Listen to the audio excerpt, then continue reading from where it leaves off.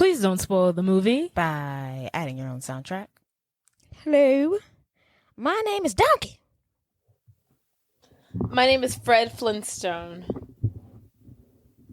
You said that already? No. And welcome back You to... say that every time. You said that every time too. And welcome back to...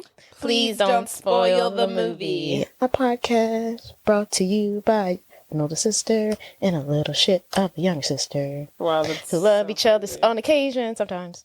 That's how you're bringing in the new year. Oh. With that attitude. Oh yeah, it is day one, huh? With that rhetoric. Excuse me, sorry.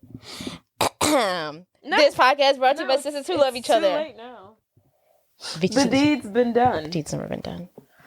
The love has never not been loved. Happy New Year's, everyone. Happy New Year's to Happy one, New Year. to all. Merry Christmas. As What's the Grinch was been saying. up? How's your New Year starting off? Good. I went to brunch with my good friend Ambrosa to celebrate her birthday because it is her birthday. I'm off today. The day went by so fast, Jesus Christ. I know.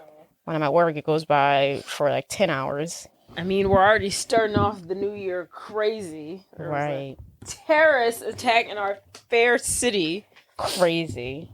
So, Craziness. praying for all of those who lost their loved ones and family members. That was very unexpected. Yeah, very unexpected.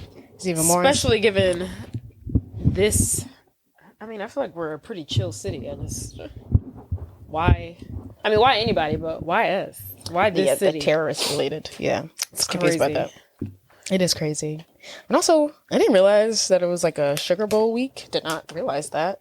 They were having is it the Sugar Bowl? One of those bowls. Yeah, I think it's here like every year. I think. Did not realize. I kind of missed that. And I was like, oh. I mean, yeah, why would we know? We don't conform to those bowls anyway. I was trying to say it was a big week. I know. I mean, it was New Year's Eve, so. There was an agenda. Yeah. Craziness. I wonder how packed it was. It was at 3 a.m.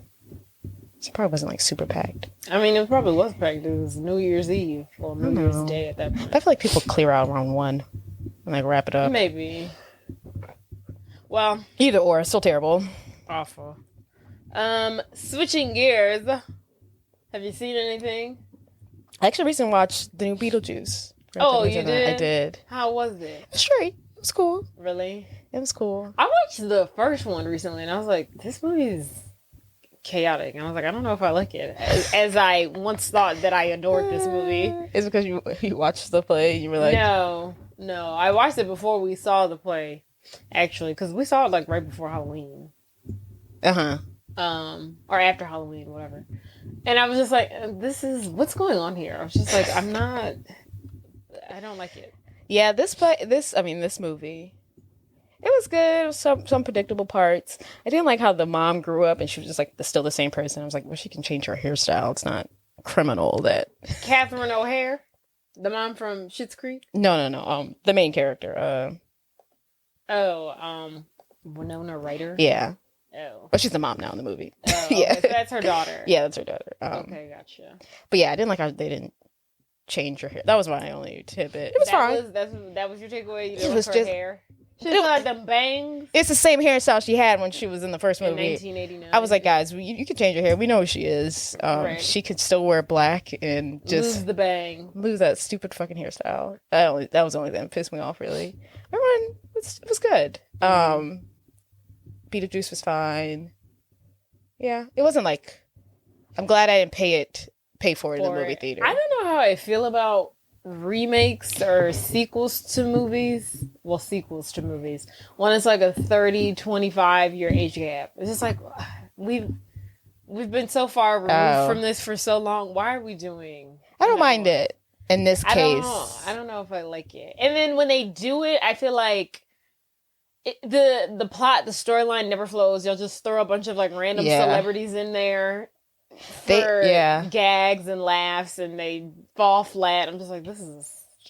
But I haven't seen this one. Yeah. So I don't have It was an like... opinion yet. I don't want to spoil anything, but the dad dies in the very beginning. But that's why they go to their old house. Oh. And then, like, Beetlejuice gets wind of it, and he was like, haha, time for me to get my revenge type They're thing. back. Oh, but they ended up needing to work together or whatever to save the daughter type thing. Gotcha. Yeah, it was cool. They went to the afterlife. Almost, it kind of reminded me of the play. Like I was like, oh, this is where the play got the. I don't know what came first, the play, like if they stole these ideas from the play, or the play expanded. Because I was like, oh, okay, this is that afterlife stuff. Because they had a lot of afterlife stuff. More. Yeah. So like went there. It was a good bit in there. Yeah, it was okay. Okay. Glad I didn't pay for it. Yeah, glad I didn't pay for it. But worth a watch if you like. Hit or miss. What have you seen? Let's see. I've seen a few things recently. Me and Mom watched that movie on Netflix, Carry On. Oh, Carry On. I don't know why I was thinking like Carry On. No. But you mean like Carry On? It was pretty good. It was pretty good. It was very slow at the beginning. I was like, why are we watching this? Turn this shit off. I want to watch something else. Because I'm surprised to hear you say it was good. I mean, why are you surprised to hear that? Not you saying. I'm surprised that anyone said it was good. Not you. What? I don't know. It looks stupid. Oh, it's an 87. I mean, it seemed like it was like I was hearing good things about it on Twitter, and then when we started watching it, I was like, "Why is this so boring?" But it finally picked up. Like just like the first 30 minutes, I was like, "We don't need this fluff shit. Just get to the point. Get into the meat and potatoes. Let's get to the terrorism act. Let's get to this plane about to explode. Let's get to how we're gonna stop it. Come on." Rotten Tomatoes has it at 87%, which I don't believe. Sometimes I'm like, who's paying Rotten Tomatoes for this? Because you think that's too high, or that's I haven't seen the movie. You think that was great? I think that's a fair analysis. Maybe like 70. And 87 seems too high to me. You haven't seen it. I know, but like I'm thinking about movies that I really enjoy, and they're like 20. Yeah, and then Rotten Tomatoes, we know they don't always get it right. Right. To me, 87 needs to be an Oscar, or like. It needs to be like it needs to be Oscar movies to get 87. Yes, that's the threshold. That's what I'm thinking. It was okay. I think Jason Bateman did a great job playing a villain and still brought his funny, witty charm to the character. So yeah, it was solid. Okay. And then also recently I watched Honora. Have you heard of the film? I had seen a little bit about it. Yeah, and I was telling myself, because I was like, I really wanted to watch it before the end of the year. And I set an alarm and everything on the 30th. I'm going to get up. Because they're only showing it like at 10:30 a.m. at Elmwood. And you went to the movie theater. And 10 p.m. at like Canal. Oh, I thought you watched it at home. No. Oh, look at you. So I was setting an alarm to go see. I was like, I'm going to go get up. I'm going to go to the movie theaters and watch it. And then like 9 o'clock came. I was like, I am not fucking doing that. And then I remembered I had free will and I can just pay for it and watch it from the comfort of my bed. And I was like, I don't know why I didn't think of this before. And it's probably cheaper for me to watch it on the television screen in my room as opposed to getting in the car, filling up my tank with gas, going 30 minutes to freaking Elmwood, paying, I don't know how much a fucking ticket costs to the movies anymore because I never go. $15 to $20. Okay, it cost me $19.99 to rent the film. That's what I be doing lately. I'm like, I'm gonna watch this. I'm like, I've just spent the $20 to watch it. Yeah, I was like, and that was my first time ever doing that. I was like, why haven't I done this before? Right. Yeah. I was like, this is crazy. It's annoying because like whenever you rent a movie at home, you kind of want to keep it for a little longer. Yeah. But you can't. But I guess, when you think about it, it's like the same, like going to a movie theater. Right, you only get to watch it once. Yeah. So, yeah, it was a really good film. I kind of like understood or was aware of what the premise was before, but I did not anticipate. I don't think I knew it was going to be R-rated. I think I was thinking like PG-13. I did not anticipate as much sex in there. And I was like, oh. Okay, yeah, no, I knew it was going to be R-rated. Oh, I did not know that. And I was watching a TikTok before I saw it. And you know how they do that like variety actors on actors round table stuff? And she was doing it. The girl who plays Lenore, she was doing it with, I think, Pamela Anderson or something. And she was talking about how they didn't have a intimacy coordinator, which is like all the rave these days. And everyone in the comments were like, what the hell? Why wouldn't you do it? Blah, blah, blah, blah, blah, blah, blah. And I was like, what's the big hoopla? And then I saw the movie. And I was like, I kind of see why people like... Why is that not required? That's how these men were getting away with fingering their co-stars back in 1999. Jesus. That's how James Franco was able to do what the fuck he wanted to do for because someone's got like, y'all not in a union? Maybe like your union rep. Like I don't know. It should be like required. Who's your union rep? Who's your union rep? But it was a good movie. I really liked it. It was about falling in love. What I hear is Brooklyn girl gets a chance at a Cinderella story when she meets and marries the son of a rich person. Yeah, I could have told you that. You don't have to go on Google and search the summary. I could have told you. Oh.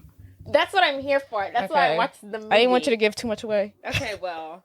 And it was 1 second, bitch. 1 second I was crying. Another second I was laughing after I just finished crying. And then I started crying again. I said, well, hold on. Y'all are doing way too much right now. I need y'all to figure this out. It was, I mean, like the beginning half of the movie is like, okay, rags to riches, like Cinderella story. But then once shit go haywire, it's like, oh. Oh, haywire? Yeah. Oh, don't tell me that, because I'm thinking they fell in love. Oh, yeah, no. That's only the first half. There's a whole later half of the movie. Okay. And, so yeah. But it was pretty good. Interesting. Have you seen anything else? What was something else that you saw? Don't want to talk about? No. I said I wanted to watch Substance, and I never got around to it. But I'm going to watch, what's that new A24 movie?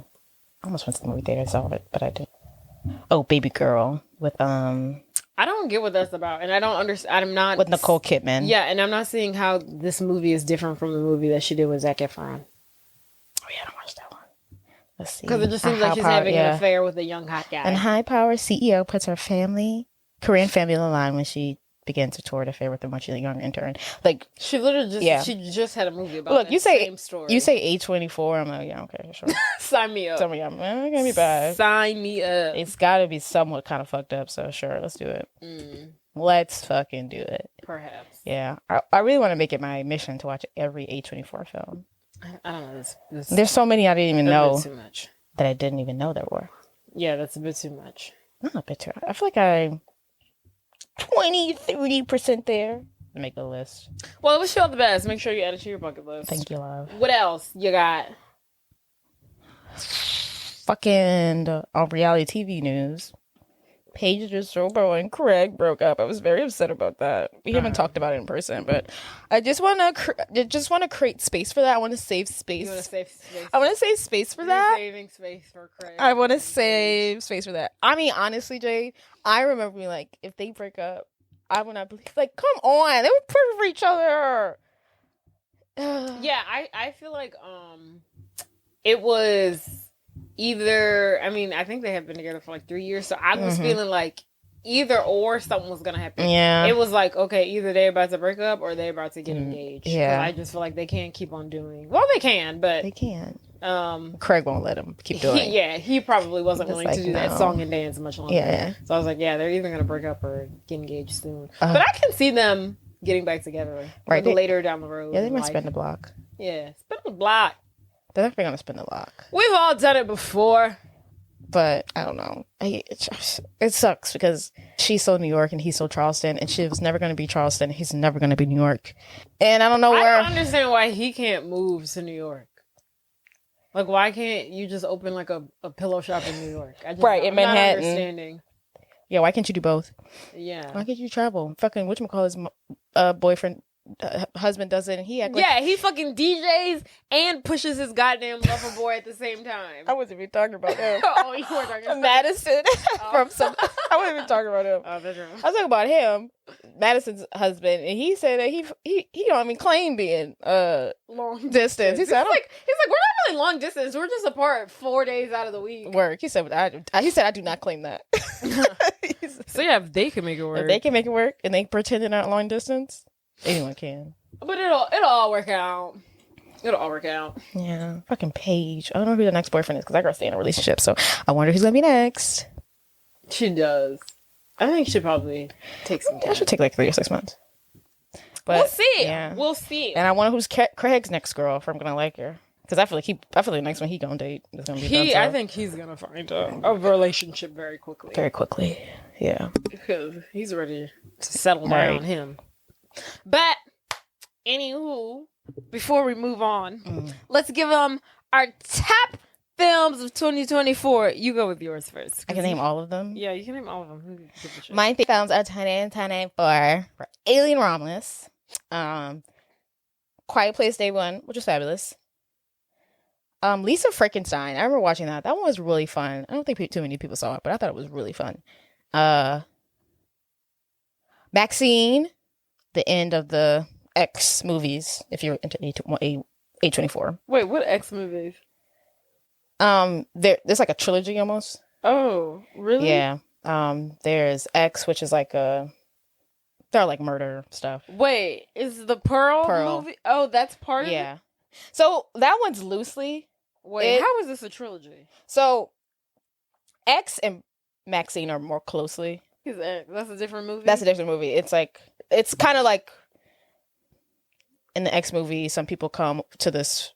She's actually one of these porn stars go to this farm to shoot a porn, and then they all end up getting murdered, except the one girl, Maxine, and she goes to Hollywood and she starts her career, and it kind of haunts her. Oh, of course. And she starts over, and she starts over and tries to pretend that didn't happen.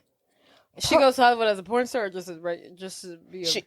She goes as it to become a celebrity, but she starts off in porn there as well. Oh, okay.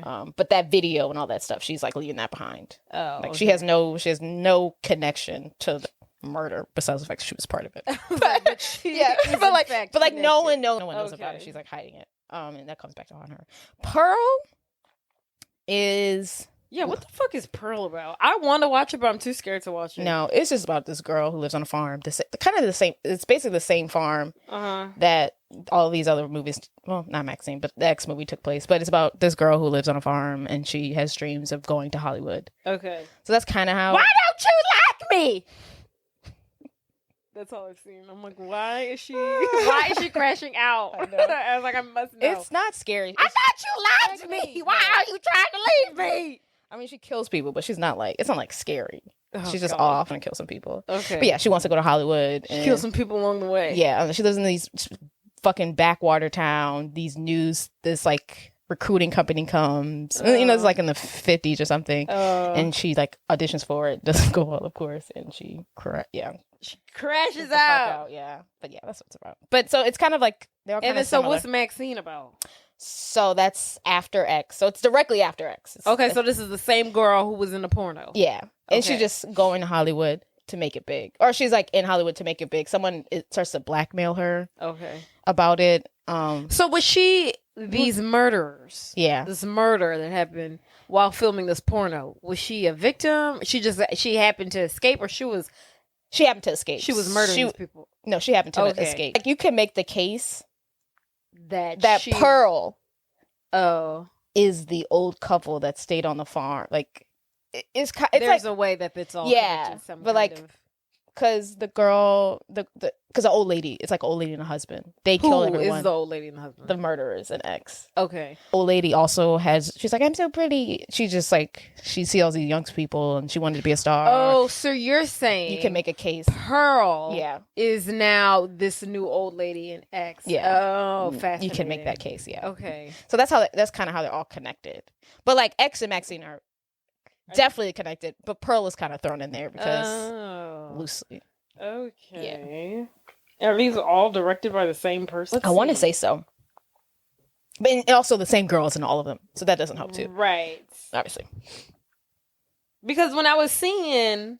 Directed by... Because I've seen Maxine. I ain't never heard of X.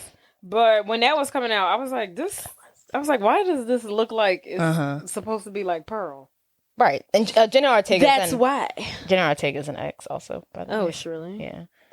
Okay, so what happens in X? So they're Maxine, and they're all directed by the same person.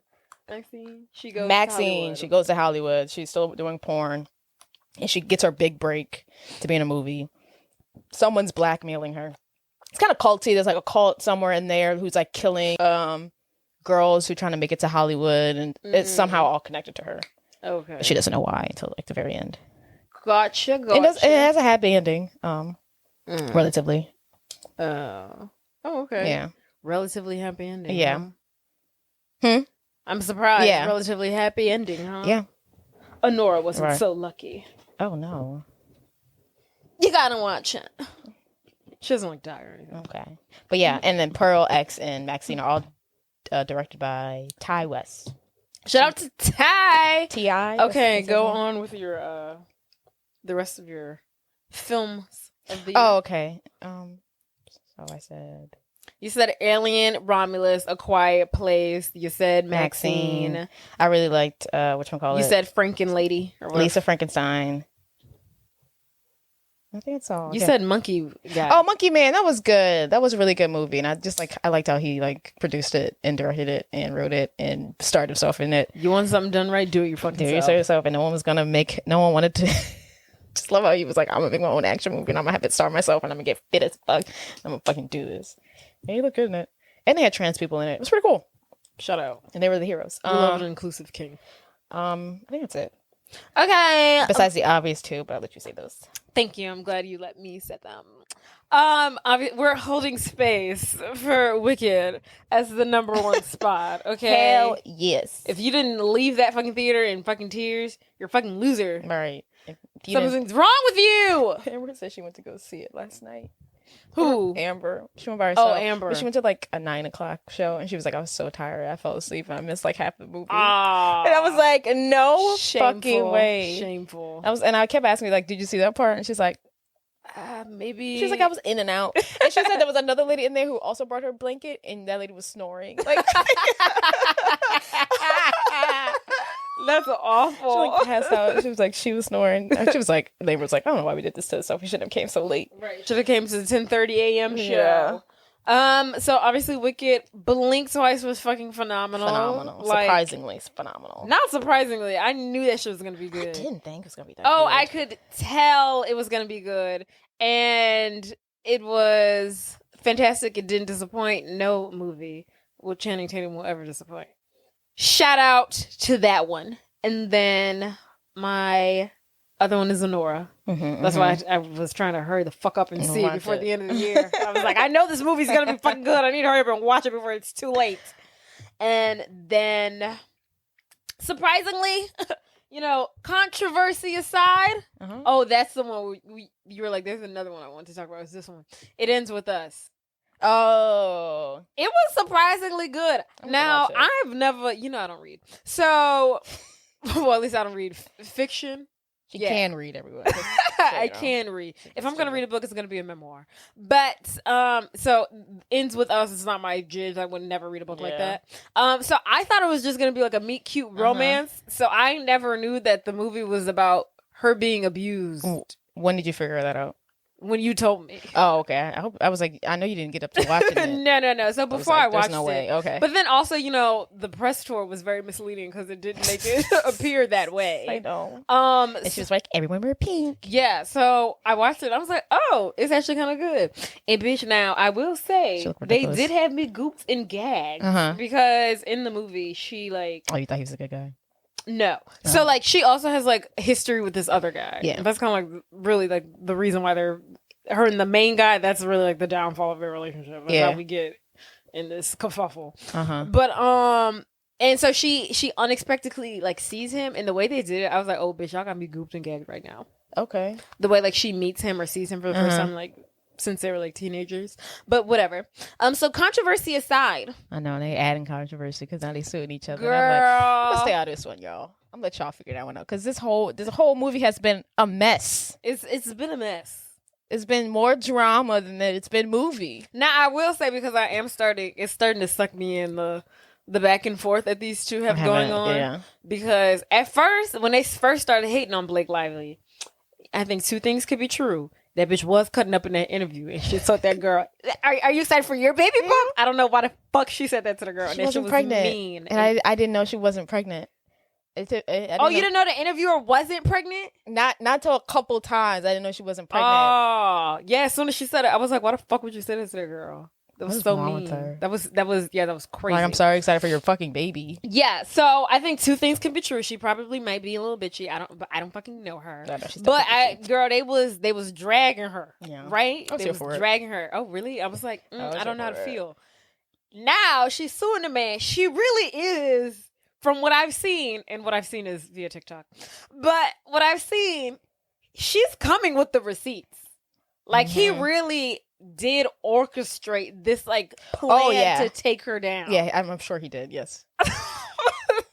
You're like, I'm sure. No, obviously, why not? But I also, But now, now he's counter-suing her or whatever. I don't know. She filed a complaint. Now he's suing her. I don't fucking know. Yeah. But the receipts that he got, I'm like, your receipts aren't hitting the way her receipts hit. Like, she has, like, concrete evidence. Like, these text messages, he's literally, like, PR person. Yeah, he's, like, texting the fucking PR person. And he's like, I want a TikTok out today, like, dismantling her. Obviously, I'm making... Yeah, the wording, but... You know, and then his is more like him just saying, I'm trying to work with her, but she doesn't want to work with me. It's just him saying, like, his is more hearsay where she really has, like, the proof from what I've seen. And you know what? I don't like the fact that, like, I'd rather speculate about people's drama. Like, I don't want to, I hate that, like, we know, like, they hate each other. I don't know. That doesn't bother me much. Yeah, I don't know. That's just, and also, how much are we controlled by PR? And then, like, spewing stuff. And I'm like, it's a little scary. Yeah. Just a tad. I'm like, so are they paying someone to be like, I need you to write, I need you to do a TikTok about how terrible she is. This is what you need to add in the TikTok. Like, who's, girl, they probably going to, like, you know, top, like, you know, those, like, fan page Twitter accounts, or, you know, those, like, you know, those Twitter accounts will have, like, 500,000 followers, but their avatar is like a picture of Ariana Grande, so we don't know who the fuck they are. They're probably going to, like, those accounts and being like, hey, can you, like, push this TikTok or push these posts? But see, then my thing is, it's like, do they also have, these PR companies also have these big TikToks that they use? Like, are they the face of the is it a PR company that owns that Ariana thing? Oh, that we don't know. I don't think so. I would hope not. Bitch, I don't know, because I didn't know this was going on. Yeah, I mean... And also, I would prefer... Because the internet did so quickly and so easily get on a hate bandwagon for her. And I was like, God damn, y'all ripping this chick apart. For what? Promoting some flowers for her movie? Now, she was out of line for that. That is indefensible. I cannot defend her telling that girl. I think... Are you excited for your baby boy? That was crazy. I feel like I feel like this movie was in the wrong hands. Yeah, but also I've heard about the person who wrote the book, and I'm just like, why did she write this book about? Yeah, it? Something I feel about her son or something. Oh, I don't know. See, it was just like I heard something about her son. Oh, what her son?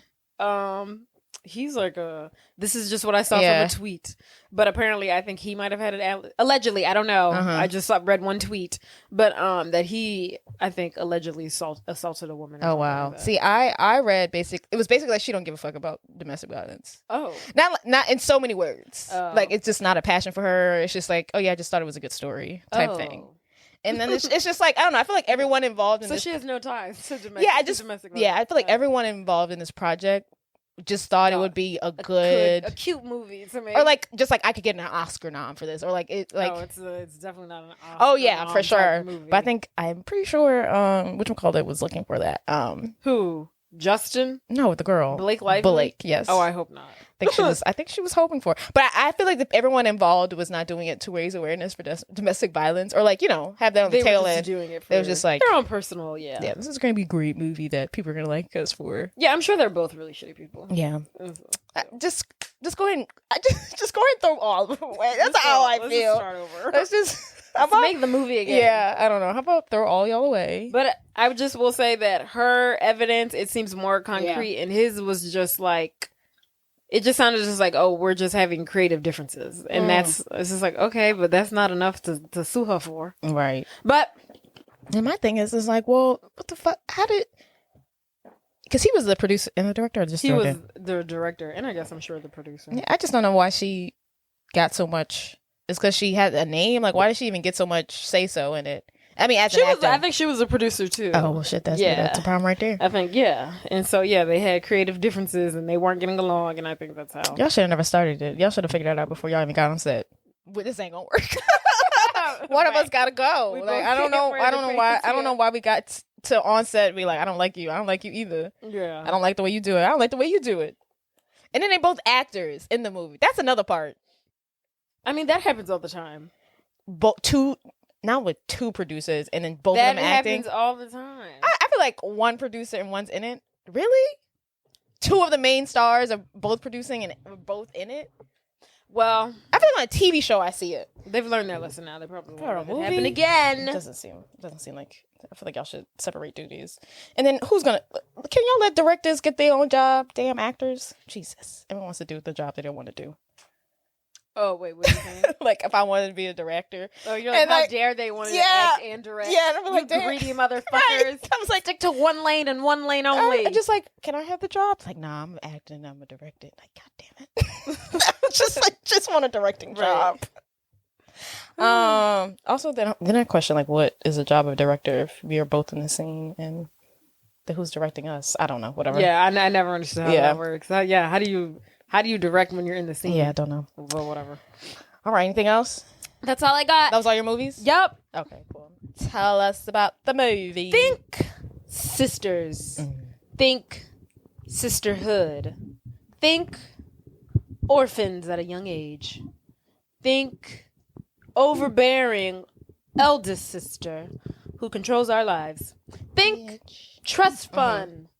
Think 3 girls and their 3 boyfriends. Think a bet. Or not a bet. Think a payment in exchange for something or to get rid of someone. Think Tell me. Gabrielle Union. Think LL Cool J. Think The Taming of the Shrew. Think romance. I hate you at the beginning. Now I'm in love with you, and now here we are. But you're being paid to date me, so now I don't know how to feel about you. Yeah. Think horses. Think salons where you're playing in people's hair, but you're not really doing their hair. Okay. And that brings us to drumroll, please.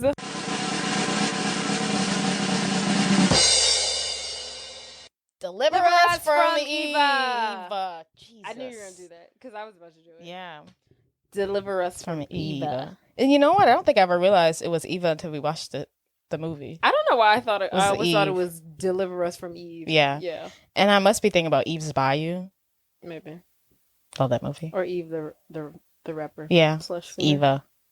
Yeah. And like as I was writing notes, I'm like, every time I put EVE, I was like, no. Totally. Summary. Eva has been looking after her younger sisters ever since their parents passed away when they were children. As the matriarch of the family, her domineering and cold nature makes life difficult for her family, especially her sisters' boyfriends. To deal with Eva, the men hire Ray, a charming and smooth-talking ladies' man, to distract Eva from the lives of her sisters. But what starts as a plan to get rid of Eva's overbearing presence turns into a genuine connection. The film is an American romantic comedy directed by Gary Hardwick and written by James Matson, B.E. Bronner, and then also written by Gary Hardwick, who's also the director. It is considered a modern-day update of William Shakespeare's Taming of the Shrew, which is not Gabrielle's first movie, where she is in a movie about Taming of the Shrew. Can you guess what the other movie is? I know what it is. I just can't think of the name right now. 10 Things I Hate About You. I was about to say. I saw it. The movie was released February 7th, 2003, and the title is the play on the line from the Lord's Prayer. And lead us not into temptation, but deliver us from evil. That's funny. I did not catch that. That's hilarious. Are you fucking serious right now? Deliver us from Eva. I didn't catch the religious. No. Oh, wow. I didn't. That's actually, did you always did that? I didn't. I've always known that. That never caught on to that. That's hilarious. Deliver us from evil. That's insane. Eva. That's actually really funny. Nope. Never caught it. Crazy. I don't know what to think. And that's all I got. Okay. So we could scrape up. I knew this one was going to be a hard one. Budget. 20 million. I honestly don't know because I couldn't even find it. So I'm going to lean on my expertise and I'm going to guess. Okay, what do you think? I'm going to establish a budget. Okay. And let's see if we can get the same one. You already guessed yours. What did you say? 20. No, it's too high. Okay, so I'm trying to guess the budget in your head. Yes. So 10 million. 15. Can't be more than 20. They shot this in 15. 15, okay. There we go. What the fuck? So you think it's 15 million? Okay. I don't fucking know. Box office. 25 million. No. 30. That's go lower. Oh, damn. 15. 20. Did I say 20 already? You did, and you also said 15. So we're gonna go with, it was 17.6 million. Now I feel like the budget might have been a little bit lower. Maybe like 10. Yeah. Okay. But who knows? Who knows? They don't fucking tell us. Cast. James Todd Smith as... Girl, who the fuck is that? Oh, LL Cool J. Why would they not put LL Cool J? Oh. James Todd Smith that's as his character's Raymond. name. No. Ray Adams. LL Cool J. Gabrielle Union as Evangeline Eva. Dan Ridge. Dewana Martin as Mike. Or excuse me, is it Dewan? Dewan Martin as Michael, one of the Dan Ridge boyfriends. Essence Atkins as Karenina Dan Ridge. Robin Lee as Bethany Dan Ridge. Megan Good as Jacquie Dan Ridge. Girl, when I tell you, I don't think they ever said their names in this movie. I don't recall them being said. Yeah. That's why I'm butchering them. Mel Jackson as Timothy, one of the other boyfriends. And that's about it. Yeah, Terry Crews. You remember? I just read when I was looking at the Terry cast. Crews in this movie? Yeah. Oh, yeah, he did play the bartender. I remember seeing I was like, him. oh, yeah. Yeah. They showed this Terry Crews. Yeah, that was his ass. Mm-hmm. All right. Diving in to the 2003 romantic comedy. So, this movie begins in an unconventional way, but a fun way. It's like in the 70s. They're doing like a Jackson 5. Ooh. It's like a Supreme. Yeah, there we go. Temptation. What song is it? You're all I need to survive, to get by. You're all I need. You were really off in the beginning. Yeah, I lost it, yeah. Yeah. I was like reading it and I was like, wait, that's not the beat. But that song, and all their sisters are there with their boyfriend / husband / fiance, soon to be fiancés. But the only person not there is Eva. Because she ain't got no man. No. She can't be in the opening number with a man because she ain't got one. Damn. And then one of the sisters walks off. She goes to a book. She opens it, and it cuts to the funeral of one of our main characters, Ray, played by LL Cool J. That was so random. So it was kind of random. Like, to have that, like, okay, let's have all of them do this dance number in, like, this 1960s Motown era, and then now we're cutting to a funeral. Yeah, it was interesting. Where LL Cool J is now the narrator. Yeah. Where are we right now? And it was kind of random that he narrated, because he only narrated at the beginning, randomly one time in the middle. Yeah. And then, like, randomly one time at the end. Yeah. Just like, okay. Whose story is this? I'm confused. Oh, yeah. So you're cut to his funeral, and he gives us I bet you want to know how I got here, don't you? And then we cut to, I don't know, maybe a month, 2-3 months before. We see Eva. We see all, what is their last names? Dan Ridge. The Dan Ridge sisters. Boyfriends and the fiancés and the husbands. They're in the living room of one of the girls' house and they're watching football. They're watching the game, man. One of the sisters, which one is it? Essence Atkins, who plays Karenina. She walks in there. She's like, "What y'all doing over here?" They're like, "What you mean, girl? We watching the game. Hey, baby." They're like, I told you I needed this room for tonight for our book club meeting." And they're like, you never said that. And he was like, "Nah, Eva said we needed this room." They're like, "Eva said she don't even live in this house. So how is she making rules around here?" Eva calls the shots. Little do they know, Eva in everybody's relationship. In everybody's relationship. Because she ain't got one. Right. So she calls the shots in her sister's relationship. So they're having this conversation with one of the sisters. And they're going back and forth. Then Eva walks in. She shuts it down. She shuts it down immediately. She says, "We need this room for our book club this evening. If I didn't tell you, sorry, we're using it regardless. My sister, your wife, needs to make a good impression on the rest of the ladies for this book club this evening." Girl, I was like, who calling it a book club? Right. I was like, why does she need to make such a good impression? Right. I'm like, who's these people? But the men try to put their foot down, and ultimately it doesn't go well for them, and they end up having to watch the game at a bar while the ladies have their book club. Book club is very important. And honestly, guys, I have people coming over, so you literally have to get out this room. Y'all don't have another room with another TV? It seems like a big house. Yeah. Yeah. Right. Y'all got another room with another TV. I'm like, fuck. Right. We got there's 7 options in this house where you can watch a game. We have a TV every 5 feet. This is America. Yeah. So they go watch the game at the bar, and they're pissed because they can't see anything, and Eva is meddling in their relationships, and they think she's a bitch, and she's annoying, and they want to figure out some kind of way to get rid of her. Yeah. So in this scene, we also find out that all the girls' parents died, and Eva was like basically the mother now. Yeah, she's the oldest. They have basically a trust fund.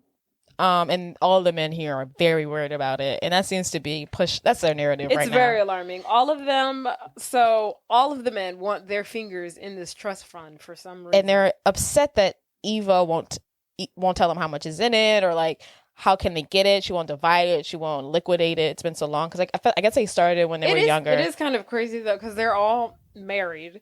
Except for one of them. Yeah. They're all like in there, at least, the youngest one's probably at least like 25. Yeah. Why in the fuck? Like that should have been divvied out when the youngest one turned 18. Right. Why are we still holding on to this? I know. We damn near 40. Right. And you still holding on to the trust fund. So but my problem is they shouldn't be worried about it. They should not be worried about it. If the girls ain't got no problem with it, then you need to go. These men are acting as if this trust fund is like their meal ticket. Girl. It's just like, I'm sorry, why are y'all here? Are y'all here for the trust fund? I'm sorry. The most each person's getting $30,000. Calm down. There's 4 of y'all. Calm down. Even if there's a lot in there, we got to divvy up 4 ways, and it can't be that much. Each getting 30,000. I'm being generous. I would say each getting like 5 to 10. I was being very generous. Y'all did. I was trying to be generous. I'm hoping she got in some high yield. High rate. Yeah, something. The returns is loud. Great. So they're whining because they haven't gotten access to something that ain't got nothing to do with them. Yeah, their wives' trust funds. And then they're tired of Eva and her attitude, and she's mean and she's rude, and they always listen to her, and they're preventing them from spending time with their girlfriends, etc., etc. So they're going on this rampage and they're whining. Worse. Meanwhile, Mike, he is dating Bethany, who I think is probably, I don't know. They're the only ones who aren't married. Bethany and Mike, they're not married. Everybody else, they're all married. Yeah.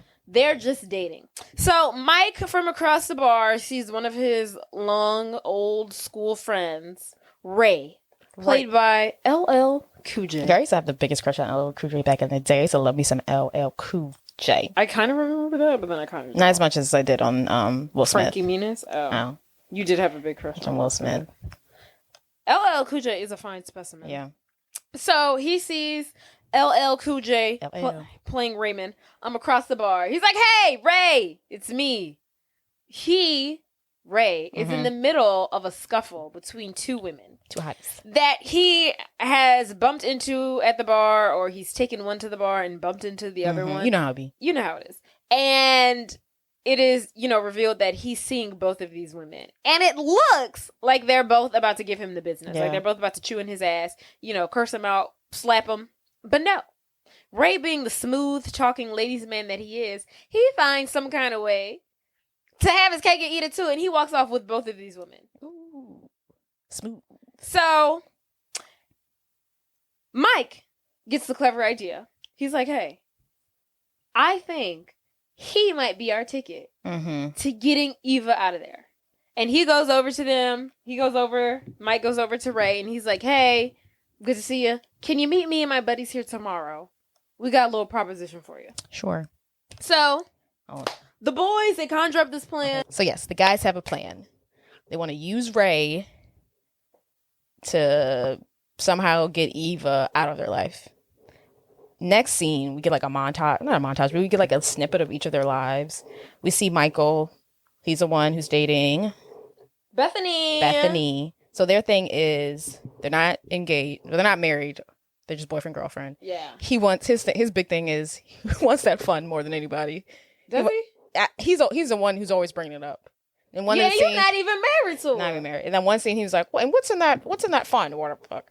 And his thing's also like he wants to sleep over. But this sister Bethany won't let him sleep over past the night because she's like Eva doesn't let that. Eva doesn't think that's a good idea. And if what did she say? What's the saying? And if you can get the milk for free, why buy the motherfucking cow? Mama told me that one time when I was moving in with Chancellor. I remember you told me. I was like, said that. Flora.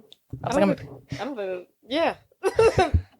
Why buy the cow if you get the milk? I was like, Mama, I won't be staying long. I promise. If he doesn't give me a ring. And then Megan Good's character, I'm not. Jacquees is dating Daryl. Their thing is, what is their thing? She's in school. She wants to focus on her studies. Yeah, I guess. He is a sexual deviant. He's like the most unpolished out of the three. And I don't know. He always worried about having sex with her, and she's like, "I need to study." But it's not that crazy. And I guess her thing is Eva tells me I need to study so I can finish school. And that's enraging him. And Eva walks in on them about to get busy. Right. And he seems like he hates Eva the most. Yeah. And then there's Tim. Who's dating Karenia. Karenia. They have the most serious thing. She wants to have a baby. I think she's probably the second oldest. Probably. You said Bethany's? Oh, the second oldest. Okay, right under Eva. So I think it's Eva. Karenia, Bethany, and I think Megan Good as Jacquees. Yeah, I would say the baby, right? Yeah, I would say so too. But Karenia, well, Tim wants to have a baby. They've been married for 3 years, but Eva has told her Karenia that most people get divorced after 5 years, and we should wait because we don't want to ruin a baby's life or whatever. We don't want to bring a child into this world and mess them up if we get divorced, etc., etc. And also, there's also one scene where she's over there and Tim is drinking, and Eva's like, he's gonna become a fucking drunk. Yeah, or like his wife mentions that Tim's dad had a drinking problem, and Eva's like, there's no wrong with a man having a drink now and again. But you don't want the baby coming out holding a fifth of vodka or something like that. And talk about where my bourbon jacket. She was actually really funny in this movie. Woo! But that was another thing. But I feel like she's affecting that relationship the most. Because at one, if I can have a baby, right, and we've been married for 3 years, and you want a baby too, I don't know what the problem is. I mean, all in all, what you get is that Eva has a lot of influence over the relationships, and all of her sisters' lives, which she says they take that as motherfucking Bible. Yes. So the next scene, the boys finally go to meet up a Ray, and they present an idea like, "Are you seeing anybody? We have a girl for you. It's our sisters, our sisters, right? It's our girlfriend's sisters." Eva. She's a great girl. She's a great gal. Yeah, so they're really trying to hone in on her. They're trying to pitch her like nobody's business. They show them a picture. She's so stunning. She's a freak league, so she'll give it up real easy in bed. But no, which isn't true. Yeah. When they show a picture of her, and in the picture she's mugging. She's like mugged up. And he was like, "Why is she looking like that?" He's like, "Why is she looking like that?" And he's like, "Okay, so what's like the catch?" Let's get you right. She seems too good to be true. She got an ex-convict boyfriend. She got 10 kids. Is she crazy? She's crazy. She's one of those stuck-up, mad at the world sisters. What is it? And then Daryl's like, it's the ex-convict. For sure. It's definitely that. Let's say that one. And then so Mike, tells it how it is, and he's like, "Look, she ain't nothing nice, okay? But we can make this worth your while. You see, we will pay you a decent sum of money, okay? All you have to do is date her, make her fall in love with you, have her move with you, and then once y'all move, break up with her." Yeah. Because Ray's whole thing is that he's an orphan. He always moves. He's never tied down to a place more than a year. He bounces around. He only stays at a job for a year. He's a player. Which is ridiculous. Yeah. There's no consistency. Yeah. And it's also, he's working weird jobs. Like, it's not like he's going company for company. Right. His last job, he was a car salesman, and now he delivers meat. I'm just like, well, can you stay in the same lane at least? Right. Can you go be I think going from being a car salesman to delivering meat is a bit of a downgrade. Yeah, I would say. One would argue. Yeah. And why can't you why you don't be a car salesman somewhere in a else? new city? Yeah. The fuck?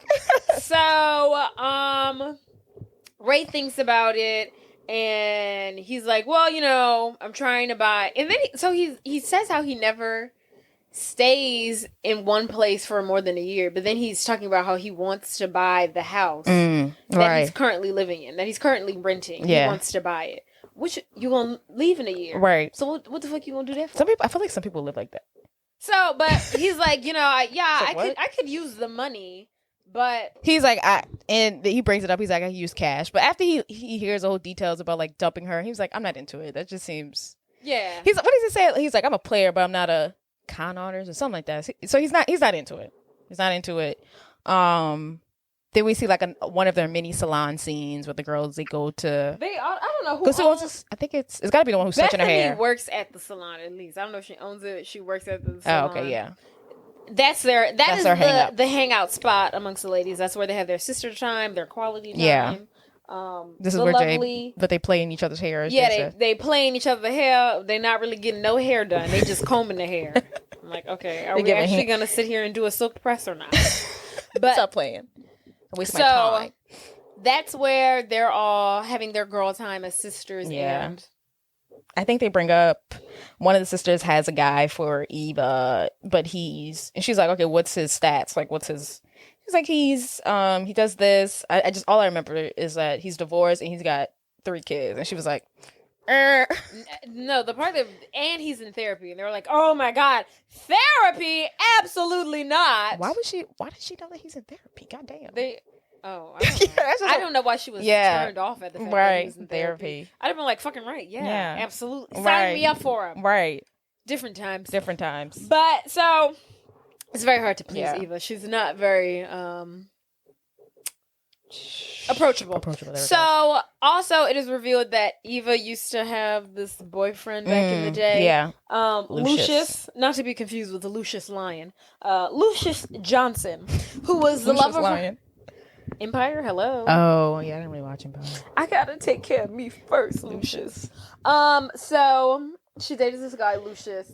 Straight out of high school, they were supposed to be married. They were engaged, but they broke up. It didn't last. It didn't work out. It was her first, and that was like probably the only guy she's ever dated. It was probably only ever qualified for her. Mm-hmm. And that was years and years ago. That was many moons ago. So in the next scene, we see Eva, and so what she does for a living, she's a health inspector. So she goes to one of these restaurants that she's supposed to be, inspecting. Also there, unbeknownst to her, because she has no idea who he is Ray, and he's delivering food. Meat. So she's doing her thing. She's very crazy. Meticulous. Militant. And she's like looking at everything. She's checking, the temperature of the water. She gets back to the guy who runs the restaurant, and she says, we have a problem. This place needs to be shut down immediately. Eva's doing her thing. Ray's watching. She's like dead ass. She talks to the owner of the restaurant, or the manager of the restaurant at the end of it, and she's like, this is terrible. You need to fix this in 2 days, or I'm shutting this place down. He asks for her to be a little reasonable, or like, can she make some things disappear or be more reasonable? And just let it slide. Yeah, let it slide. Big of a deal. And she goes into this whole speech, and apparently it's a speech she gives all the time. This uncomfortable speech. How I cannot compromise. I don't know, this whole speech. Anything. It does it for Ray. The next scene we see, he calls up Michael, and he tells him that, I'll do it. For the sum of $5,000, which, in my opinion, I was like, that's pretty cheap. To ruin someone's life. You're lowballing yourself. To make her fall in love with you, then you have to pack up and move. You gotta convince her to move with you. Yeah. And then you gotta move your shit back to where, no. Yeah. That's a lot. It's a lot. That's at least $30,000 in my opinion. They couldn't afford it. Then, so Ray tells them, okay, I'll do it for $5,000. And then Michael's like, $5,000? Hello. Yeah. And Ray's like, calm down, motherfucker. I saw her in action. I'm cutting you a deal. Like, right. Take it easy. And how much y'all thought was going to be paying people? $100, $200, $300? Like, what did you think this was? It's such a weird... And I feel like this trope, I prefer it to stay into teenage movies. Oh, yeah. This like, I'll pay you. Yeah. Yeah, seeing it amongst adults is just ridiculous. It's just petty. It's just it's low. Yeah, it's really ridiculous. Yeah, it's not even fun. This is the it's not even that should be amongst the children. Because it's not even scandalous. It's just sad. Yeah. It's just fucked up. And then y'all being cheap about it. Yeah. I'm only worth $5,000. Mm-hmm. That's $100,000 job. So yeah, they agree. And then another scene, unbeknownst to everybody, Eva goes into work. Her boss calls her and he's like, I got some news for you. And the boss is like, I got offered a job in Chicago, but I'm not taking it. I want you to take it. So she's basically being offered a new job in Chicago. Head health inspector or something. The guy and the boss is like, there was someone who came out to scout people or scout you, and in walks the guy that she just finished yelling at this other restaurant that she was inspecting. So the guy who she was inspecting at the restaurant, the manager who she berated, he was actually undercover scouting out the health inspectors. He loved what he saw. Mm-hmm. He thinks that she would be great for the job. We need that in Chicago. And, he said, it's not all set in stone yet, but he's like, I really liked what I saw. And we need people like you in Chicago. You know what I'm concerned about? What? Do we have that here in New Orleans? Could not possibly have that here. There's no way. I'm concerned about that because do I need to? Because everyone would fail. Right. Like, does this only happen? Like, in order for a health inspector to come, do I need to call them, or do y'all doing regular checks? Because like when you go to like Chicago, for example, or New York City, they have a grade rating on their window. A, B. I've never seen this. I've always seen A. Like when you walk into a restaurant, they have like the grades on. Yeah. But I ain't never seen that in New Orleans. You never will. Yeah, I don't know how that works. I mean, Louisiana is just we're last in everything. Yeah, so of course we're last in health inspecting. Right. So I'm surprised I don't get food poisoning more often because fucking seafood. But anywho, so yes, she's got this new job in Chicago. She's excited about it. It's not hers officially. He has to interview some other people, but she's a top candidate. She's excited at first, but then she thinks about, oh shit, my sisters. Oh shit. My sisters, I can't leave them. So those are my babies, my Shayla. Yes, my Shayla. So we leave with that. She's gonna hang on to this, and then we get more scenes of how Eva's affecting the guy's relationship with Eva's sisters. How one can't sleep over, she won't dissolve the trust. I can't have a baby, so on and so forth. So the plan's in action. So Eva teaches the choir director at church, and her three sisters are also in it. So they're all at church one Sunday. The boys are in the pews talking about where's Ray. The congregation. Where's Ray? He should be here by now. And they're like, I don't know. He said he was coming. We got so much time.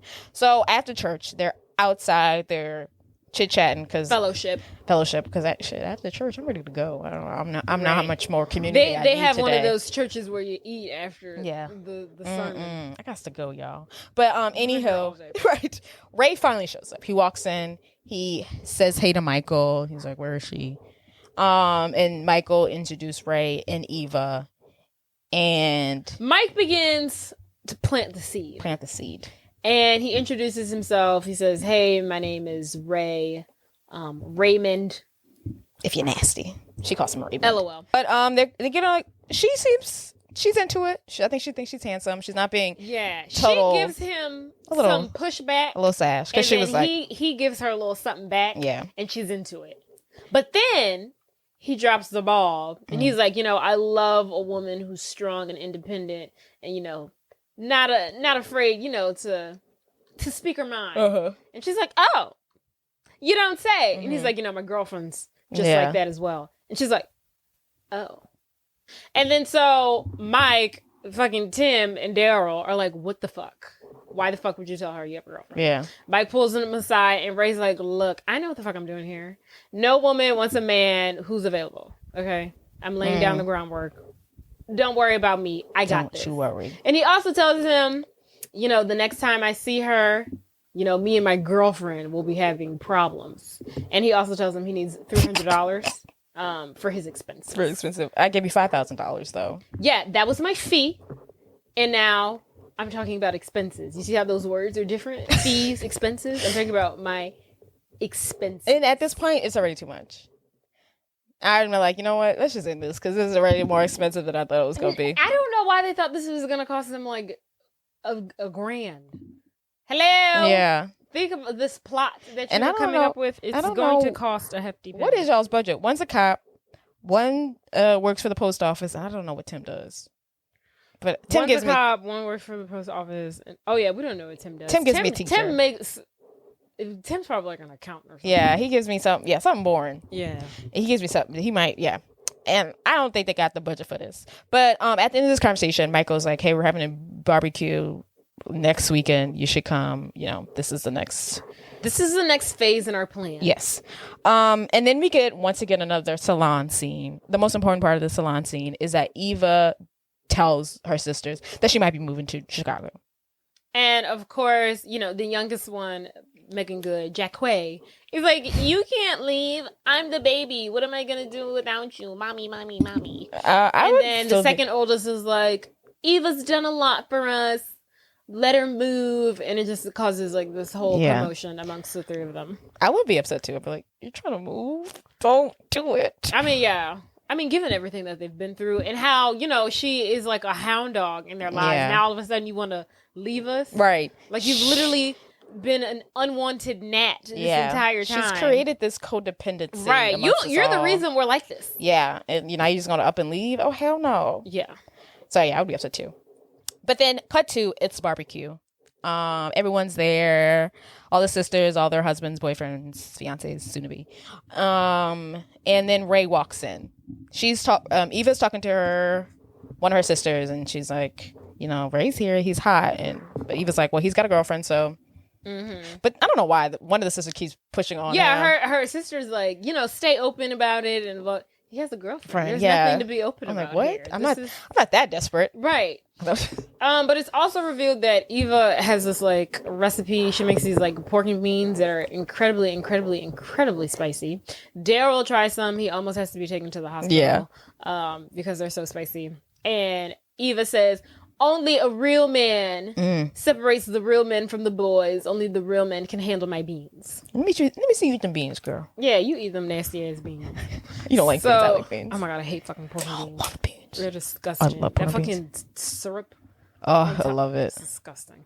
Anywho, so Ray comes over. He speaks to her. Hey, girl. He got a plate, and before he's in that beans. She's like, "How's your girlfriend?" And he was like, "Oh yeah, we broke up." Oh. More importantly, like we broke up. It just wasn't working out. And she's like, oh, okay. And then he eats them nasty ass beans. I'm sure they're delicious. And he's like, oh wow, that's got some kick to it. Yeah. Who made these? Whoever made these, they really put their foot in it. Yeah, these are good. And she's, oh my god, over the moon. She's panties wet. She's like, oh my god, he loves my beans. This is the man for me. He's a real man. He's a real one. And she's like, actually, I made the beans. He's like, oh, okay, girl, you're a you did that. Yeah. And she basically is like, so you want to take me out this weekend? He's like, yeah, let's do it. And then. All right, and now the wheels are turning. There's a date in place. We're getting somewhere. So in the next scene, it's date night. Ray goes to pick up Eva. For whatever, he's late. He brings flowers. She comes out in her dress. He's like, wow, you're gorgeous. And they step outside, and she sees like this red sports car outside. She's like, these are so dangerous. Like, you really shouldn't be driving these. He goes, well, yeah, that's why I don't drive them. This is my car over here. It's a fucking meat truck. It's a meat truck. It's a meat truck. Now, and I hate to be the one, but like, I'm not getting in that. Yeah, that would have been like, okay. We could at least Uber. Well, it's 2003. There is no Uber. A taxi, at least. Why are you putting me in this meat car? I know you have a regular car. Right. This can't be your only means of transportation. I know you're not going everywhere you go. You bring this meat truck. Right. Why you did that? Why did you do that? This is my car over here. And he said it so like, I'm like, this is not, that would have pissed me off. And she's pissed.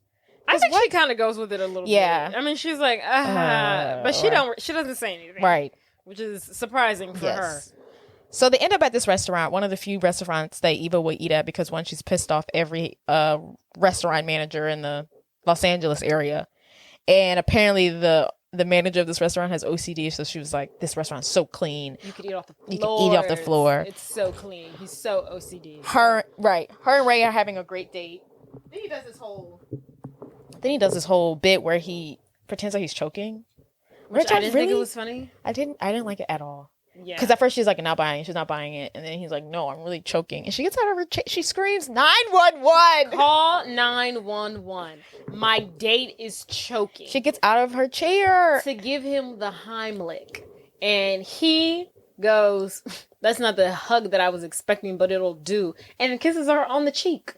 Nigga, that's not funny. I thought you was about to die. You've made a fool out of me. We've made a scene. We made a scene. I got up out of my chair and said, call 911. Run, yes. We're a spectacle now. I would have looked like this the rest. I would have looked down the rest of the day. I'd have been like, hell no. Now we need to leave. Now we need to leave. But after this, this shit happens, the manager comes out and she's like, let me check on these people. And when she walks out, Eva sees her and the manager sees her and they're like, Eva's like, what are you doing here? You work at the other restaurant across the street. Yeah. Closed or something because I gave you a bad review and said that you were keeping your freezer at 119 degrees. No, a light bulb was broken. Oh yeah, a light was broken in the freezer, so I closed down your entire establishment and got you fired. Yeah. So she was like, after I got fired, I had to come work here. So this former manager, who is now the manager of this current restaurant, and Eva, they have beef. And, the manager is kind of like, is there anything that I can help you with? I hope you're enjoying your food. And she kind of says something that kind of implies that, she's like, do you like how creamy it is or something like that? Yeah, implying that someone spit in it. Yeah, or something. And Eva is like, let's fucking go. And then Ray's like, hold on, like, calm down. She's like, no, I will not. Yeah, she made it. I will not eat here. And then he's like, well, hold on. And she's like, so I can get poisoned? No, let's go. I said we're going. Let's go. We're leaving. I wonder where she eats. Is she a cook everything? Because, like, I know she's not going to McDonald's. Like, if you want something quick, like, what are you eating? She got to probably eat at the store. She a little OCD her damn self. Yeah. Oh, yeah, she definitely is. So, OCD, all the things. Yes. So they make it back into the car. And it's downhill from here. Somehow, I don't know how they get... She's pissed. Yeah, she's pissed. She was like, do you expect me to stay at a restaurant where people are going to put I don't know why, because he didn't do anything wrong. But she's pissed that I guess he didn't immediately fall in line when she said, let's go, and he kind of just wanted to stay. And he was like, well, look, I know you're upset. And he was like, and she's like, well, what did you want me to do? Stick around and let somebody poison me? And then from there, she kind of starts talking about his job. Yeah. She's going in on him, how her life is more valuable than his. And she's like, yeah, you might deliver me, but I actually keep people safe. And so if someone's going to kill me, my life is a lot more valuable than yours. It was like she goes in on his ass. And he kind of just like sits there and takes it. And he's like, okay. Yes. And we cut to, she's at home and she calls all her sisters. They're all like finally like chilling. All the guys are like relaxing with their girlfriends. They're having a great time. They've all had a night away from Eva. Yeah. The boys are like, I can get used to this. Right. No Eva for the past 6 hours. So at this point, they all get a call from Eva. Each one they're on like four-way. They're like, Eva needs us. Eva needs us. They're talking about the date. They spend the rest of the night talking about it. She talks about how horrible it went, how she doesn't like him, how she'll never see him again. It sucked. He sucks. Dating. Blech. Yes.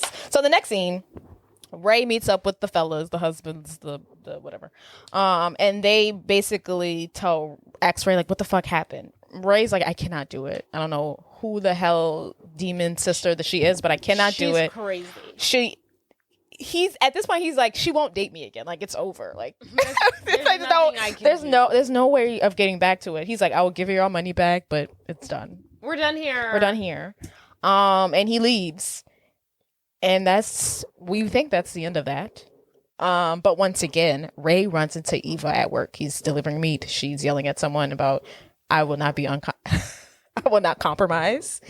And he goes up to her and he's like, hey, I'm sorry how good to see you. Me. I'm sorry how our date ended, but I would like to go on another date because I don't know, her yelling at someone really does it for him. It turns him on. He was like, you know what? This girl's got it. This girl's for me. This girl's for me. So he's back in it. He apologizes. Eva at first is like, I'm not into it. But he's like, I'll take you on any date that you want. It's so crazy that he has to apologize to her when she ripped through his asshole. Yeah, she did a lot. Like, she literally dragged him. Unnecessarily. She didn't have to talk about his job like that. She did not have to do that. And he apologizing to her. And he even says, this is the one time we hear him narrate. This is the one time we get a small narration from him. And he even says it, his inner monologue, that it was at that moment that he felt like he liked her beyond just getting, paid this $5,000, that he was like, oh, I think I might like this chick. Yeah. Why? She's strong. So she was like, okay, but I'm going to pick the date. The next date is horseback riding. So Eva has a love for horses and horseback riding. She's doing great. She's on her little white horse and she's prancing like a queen, and Ray's behind her, like trying to stay on. He's about to fall off. He's about to break his neck. He's about to get a concussion. I don't like. I want to do horseback riding, but I also don't play with horses. Because people die, they break their hips. Like Lisa Vanderpump, she's a horse. She rides horse. She does horseback riding. Broke her hip. She did. That's how she broke her hip. Or was it her leg?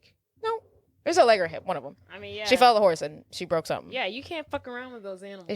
They're wild animals. And she does horseback riding. Yeah, as majestic as they are.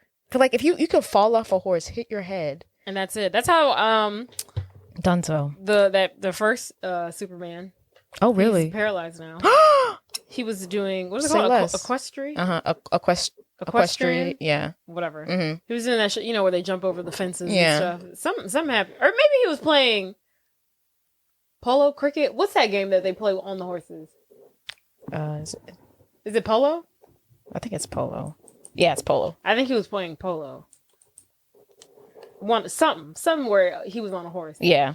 And, he fell off that horse, or the horse kicked him off. All right. No, that man has been in a wheelchair ever since. So horses are nothing to fuck with. Yes. And so they're on a date on horses. Yeah. And, once they're done horseback riding, they're kind of, walking with the horses, and they're talking and they're unpacking trauma. And she reveals to Ray that she used to ride when she was younger. And then kind of like once their parents died, she kind of had to like give it up and like focus on her little sisters. It was expensive, couldn't keep up with it. And so she can't really pursue her passion like she used to. So after this date, they go back to Ray's house to play some pool to get to know each other some more. Ray mentions, which comes into light later, that he has a meat presentation later with the mayor. So I guess she's like asking, like, I think he's trying to show, like, she's shitting on his job once again. But I don't know, he seems like he's trying to, move up in it. Like he's trying to move up in the meat packing industry. He seems like he's real close with his boss. They had like a meat presentation with the mayor, the mayor. It's nice. So, and then Eva shares that at one point she wanted to be a horse trainer, but of course the parents died and she gave up on that dream. And he's like, why did you give up on your dream? And she's like, because my parents died. I had to give up on my dream. And then Eva also tells him about Lucius and how they were going to get married or they were engaged. And Lucius was like, you need to pick between me or your sister. Yeah. And she picked her sister. As she should have. And you dumped her. Yeah. And so that's... Yeah. Like, what do you need? We have trauma here. Right. We succeeded after our parents died in a car accident, by the way. We need each other. Yes. There's 4 of us. Dick, Lucius. And it's... So, also while they're playing pool, Michael comes over, and so LL Cool J opens his, like, door. You can hear him from outside hooping and hollering. Could you? Yeah. He's like, where's my money? Or something like that. Is that what he's saying? And then so he knocks on the door, opens the door, and it's Mike. And Mike's like, you could just give us the money back right now, or give me the money right now. And then, unbeknownst to him, Eva's in the house. And he's like, oh... I'm sorry. Didn't mean to interrupt you guys' date. Right. And LL Cool J played it off really smooth. And he really did. I was like, oh, that was a great lie. And he tells Eva, and he's like, Mike's really good at pool. And I lost him. And he's like, look, Mike, I'll just give the money to you next week. And then Mike's like, okay. Right. Well, sure. And then he leaves. Because Mike thought... he wasn't doing his job. The last he heard, last they spoke, he told them, hey, I'm not doing this anymore. Right. I'm not doing this. But That's not the case. That's not the case. He's back in. He's back in. But it's so funny because like the second time that he's in it, he's in it for himself. He's not even at for this the point, bet. he's not really here for Yeah, he's not. like, nah. Yeah, he should trying to get to know this girl. He should have gave it back. Yeah. So the next scenes we kind of like get a montage of like Eva falling for Ray. They're going on dates, and while they're doing that and falling in love, the sisters and their boyfriends, fiancés, they're doing great. Yeah, they're living their best lives. Everyone's living their best life with their own individual relationships. Even like Michael is able to sleep over with his girlfriend. Like there's like one scene where he wakes up and he looks at the clock. It's like 2:30, and he's like, "This bitch hasn't kicked me out yet." Doing great. That's so crazy. I literally do not remember that. Yeah. Actor in the movie. Yeah. He like leans over because I was like, "Why is he looking at the clock?" But I was like, "Oh, right, because he's not allowed to sleep over." Yeah, freaking Timmy and Karenina are reading baby books and shit. Right. Everyone's doing great. Yes. Everyone's doing great. So they once again meet up with Ray at a bar. So the girls always go to the salon and the guys always go to a bar to have a drink. And they praise Ray for his work and are like, "Thank you so much. You're doing a great job. I haven't seen Eva in a week." Tim is like, me and my wife are talking about babies. Well, the boy's like, "We're having sex," and the other guy's like, "I'm sleeping over." But you can see in Ray's face that he is visibly like uncomfortable with this conversation. He's like, I'm not happy with this. This is weird. Yeah, this is weird. Because I think they bring up the fact that like, and all you got to do now is like leave, is like, get your new job and dump her. And he's like, "Why are y'all so happy about this? Y'all are weird. And they're like, "Nigga, this is what we all agreed upon." So I'm not really. All signed up for. This is what we all signed up for. In the next scene, we see Eva. She's at the mayor's ball.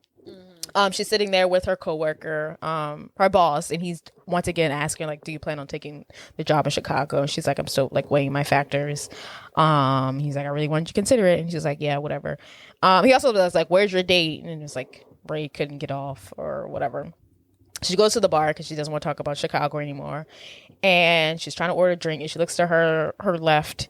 And there's fucking Lucius motherfucking Johnson, her ex, the one who got away, the one who broke up with her because she wouldn't choose him over her sisters, the one who she's never been able to love after they've broken up. The guy who's okay. Yeah, the last one was a little choppy. I don't know what it means. The one who ruined love for her. The one who got away and she's never been able to love anyone since. That's what I was trying to say. He's here. With his wife. With his fucking wife. And guess who his fucking wife is? Girl, who is he? Fucking Miss America, I think. Miss America, Kenya Moore. Kenya fucking Moore. That bitch. So she says hey to Lucius. She's like, "How you been?" He's like, "I've been great. Meet my wife, Kenya Moore." And Kenny's being a huge bitch, as she always is. Yeah. And she's like, "Oh my God, I've heard so much about you. I hate you." And then she's like, "Look at our kids. We live a fabulous life." And then it's revealed that Lucius is like one of the mayor's assistants. So he's very proud of that for whatever reason. Yeah. Okay, you're an assistant to a mayor. You're a glorified secretary. What man is... whatever. So... Well, right. We won't shit too hard, but... So he is... talking about his job, talking about his wife, his kids, blah, blah, blah, blah, blah. And so now he asks Eva, he's like, "Are you here alone?" You here by yourself? And then just when she's about to be like, "Yeah," up and comes Ray, fine as hell in his suit. He's like, "Hey, babe, sorry, left the office late." Gives a big kiss, plants one on her. That's like the best thing you could do. You can like be like, "Sorry, I can't make it," and then show up. Yeah. Late. Like that's the best thing a guy could do. It's 10 out of 10. 10 out of motherfucking 10. Right. So Ray introduces himself to Lucius and Kenya Moore, and they exchange pleasantries.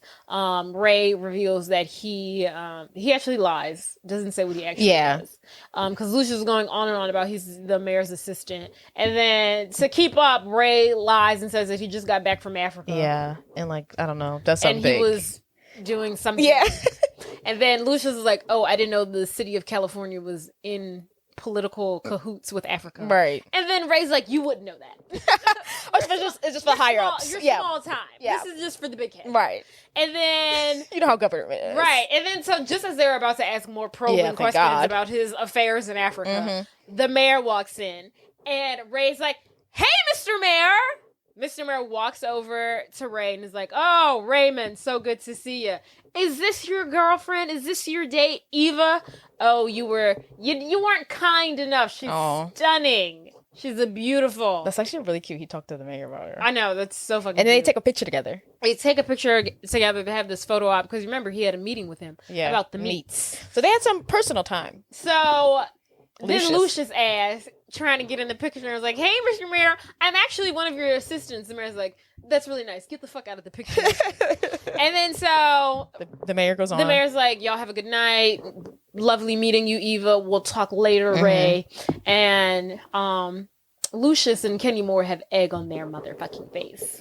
And then they walk away and they're like, sorry, we have to go dance now. No, my favorite part is Lucius was like, hey, Ray, can we meet up? Can we talk? Ray said, I don't care. He's like, you'll have time to wipe my ass later, but I need to go dance with my girl.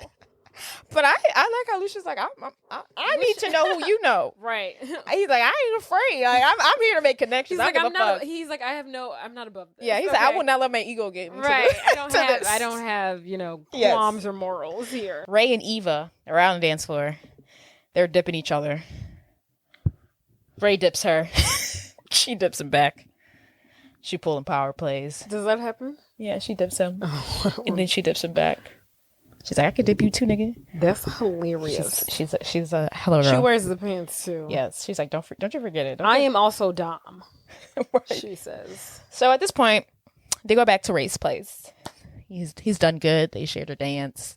You done good, kid. We rubbed pie in my ex's face. So let's get it on like Donkey Kong. Eva's ready. It's getting hot and steamy in that bedroom. Eva's ready to seal the deal, if you will. But Ray's like, no, this is not what you would want. We're moving too fast. Obviously, we know that he's starting to feel bad about the whole bet. And he's like, this ain't right. But at the end of the day, he is a man. Yeah. So, well, look, she leaves. He's like, I think, so she leaves. They don't end up having sex right now. So she leaves. She arrives to her home. And literally, she walks like 2 feet from her door, and then she gets a knock. It's fucking Ray. I'm like, at this point, you're just wasting all of our time because we could have just done this earlier. And then they make out. They finally have sex, and they had a great time.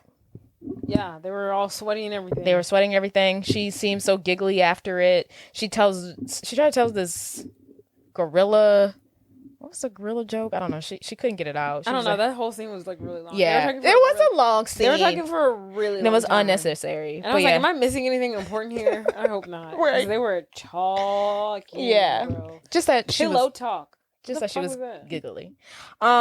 She's so happy about this. Next day at the salon, she walks in, high as a kite. Not literally, but, off of that love.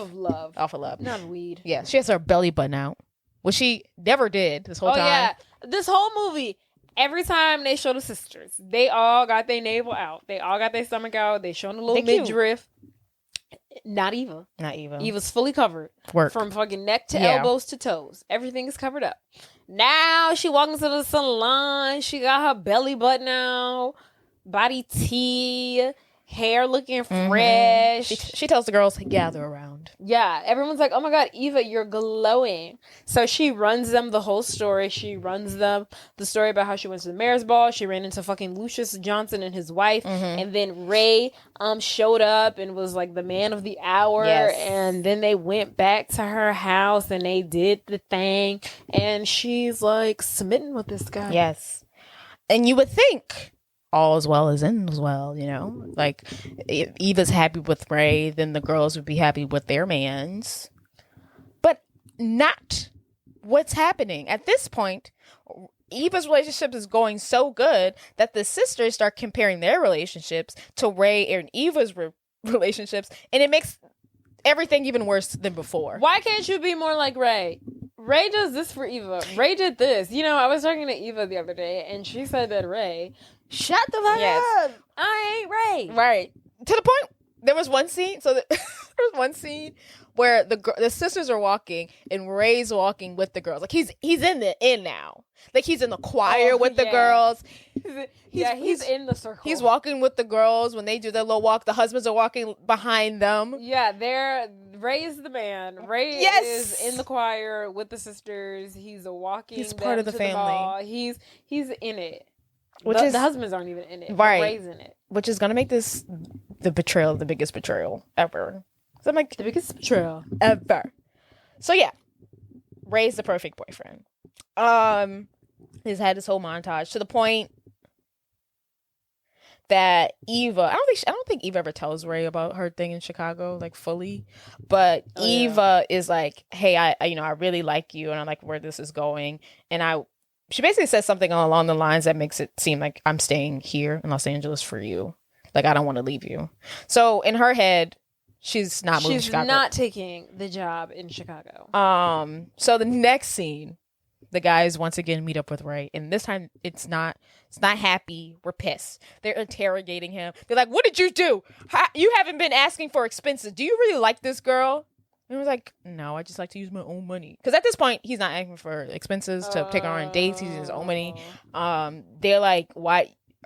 They're like questioning him, like, "You really like her, don't you?" And like, what are you doing? Yeah, what are you doing? This isn't part of the plan. Yeah. So they tell him, "You need to break up with Eva." And because at this point, if you break up with her, she'll move to Chicago out of heartbreak. The only reason why she's staying here, it's for you. Yeah, and so you need to break up with her, so she'll pack up her. And that's news to him. He's like, "Oh, she's staying here for me," because he didn't even realize that. Yeah. And at this point, he's like, "This has gone too far. I'm about to go to Eva's place right now and tell her the truth. It's the least I can do." Mm-hmm. And the boyfriends and the husbands and the three of them, they're like, "Oh, okay." So they're like, "Okay, we're going. We're leaving." So Ray goes to his car, his meat truck, to drive over to Eva's house to tell her what happened, and he gets kidnapped. He gets jumped by the three boyfriends, and they kidnap him. And I think that's all we see for right now. And then we cut to the salon. Michael walks in. You know, he's a cop. So he walks into the salon. The girls are kikiing. Everything's going great. Yeah, everyone's happy. Everyone's happy-go-lucky. Then Mike walks in, followed by the rest of the men. And they're like, "Oh, guys, baby, what are y'all doing here?" And Mike's like, "I have some bad news." And Bethany's like, "What's going on? Is everything okay?" Yeah. And he's like, "No, it's about Ray." And then Eva hears this and she's like, "Ray? Not my Ray." "Who, man? My man?" And she's like, "Well, what happened? What's going on?" And they tell her, "The man dead, girl. That he's dead. That he died." We don't see what reason they give her for the death. They just tell her that I wrote down car dead. accident, and I think that's true. I don't know where you got that from. The actually Michael says it. When they're okay. Mm-hmm. So, which is actually even more fucked up because I'm assuming her parents died. Did her parents die in the car? They did. That's even more actually fucked I up. don't know. Actually, yes, they did. They did. Yeah, they did. That's even more messed up because she lost her parents like that. Now she lost the most important guy. Yeah, the love of her life in a car accident. These motherfuckers are twisted. Terrible. So they honestly should have divorced all three of them at the end of this movie. They should be in jail. They should be in jail. They kidnapped somebody. Bare minimum in prison. At the bare minimum, it's not even funny anymore. Like we can't come back for this. Like they ruined the whole family. Yeah, how we literally can't come back to this. How was Ray expected to hang out with him at the cookouts and at Christmas now? Jade, y'all kidnapped me. Every divorce, breakup, all of the 2 divorces because 2 of them are married, 1 relationship over. It's just it would ruin the whole dynamic. Yes. Luckily, I'm aware. And I'll be like, luckily, we ain't had no kids. Like, right? Thank God. Yeah, I didn't have kids with you, like I said. Because this is twisted. This is y'all went too far, and not only did y'all do a crime and all this, like y'all hate my sister that much. Like, calm down. And like, I get it, she's shitty, but like, this is a bit much. Like, so the boys, they tell her that he's dead. Mm-hmm. So then, flashback moment, we get to the meat and potatoes of how they think they're going to execute this plan about Ray's death. So they kidnap him, they lock him up in this fucking warehouse. For whatever reason, they lock him up, but his arms are free, which is stupid. Well, they have his chest They chained. have him chained down to like a rope, but his arms are free. Well, they want him to like be able to eat and like, because if he didn't eat, he would just die. Anywho, but then whatever. So they got him locked up. So they reveal to him like what they're now diverting the plan to, which is they're telling Eva that he's dead. He got into a car accident, and they're also gonna have a fucking funeral for him, and also she's gonna move to Chicago, and then you'll never see her again. Also, Mike is the cop. He's the one. He doctored like information about his death. Like he's gone. Like he could lose his jail. This is serious. This is serious stuff. Oh yeah, and so like their plan is eventually after Eva moves to Chicago, they'll release him, and then he, even if he can find Eva, then they'll be like, we don't know about his plan. We didn't know about his plan. This man is crazy. They're going to do that whole thing. They're going to flip the script back on him if he does find her and tells her the truth. Yeah. So that's their plan. Fast forward to the funeral. Yeah. So Eva has arranged this lovely funeral. The boys are there. They're like, how did she get all these people to come? I thought he didn't have no friends or family. And that was another reason too. They're also missing like, he's a nomad. He has no family. No one's gonna question it. Yeah. He has no friends. So if he does die, and he's always gonna He's always picking up and leaving. So they're at the funeral. Eva is there. All the sisters are there. Even Lucius and Kenya Moore are in attendance. Right. That's crazy. Everyone's there. Weird. She's invited so many people. So Eva gets up. I don't know if she delivers the eulogy, but she gives a speech. And she goes on to say, I haven't known Ray that long, but for the time that I did know him. So she gives her testimony about her, relationship with Ray. And then, my whole thing, who looking at the casket? But whatever. No, they say he was cremated. Oh, yeah, they did say that he was going to be cremated. He was already cremated. Yeah, they said he was cremated. So no body, no case. So, she gives her testimony, and just as she's about to go sit down, Ray busts through the church's walls, doors. Someone goes, ah! Someone screams. Oh, yeah, someone screams in horror. So Ray was able and managed to escape. Yeah, he picked his because his fucking arms were free. Yeah. And somehow, I don't know, he saw like a screw on the ground, was able, I don't know, he somehow picks his lock or something with some material. Yeah, he's a man. You know how men do locks and knots and shit. So he's able to get free. Shows up to the church. Now we're here. He's like, Eva, I'm here. I'm not dead. I'm alive. Yeah. These three fucking buffoons tried to kidnap me and tried to fake my death. Eva turns to them and she's like, you motherfuckers are dead. She already hates those three. Yeah. Now she's really going to hate them. She's like, y'all are going to feel my wrath. Y'all thought I was bad before. Now y'all are really going to know what it's like to be on my goddamn bad side. Because you're going to prison.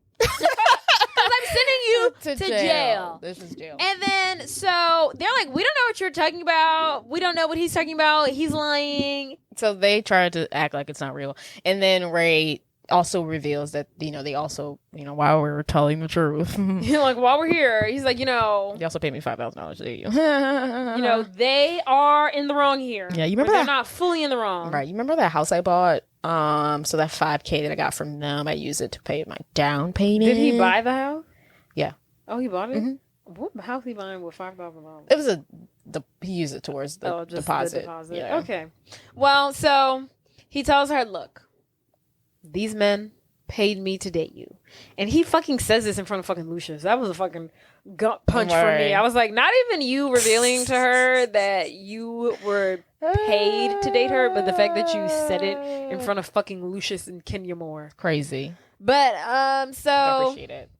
She's brokenhearted. She's devastated. She is betrayed. That's over. And she reacts by punching Ray in the face. Yeah. And she says to him, you are everything that I expected you to be. And then she leaves.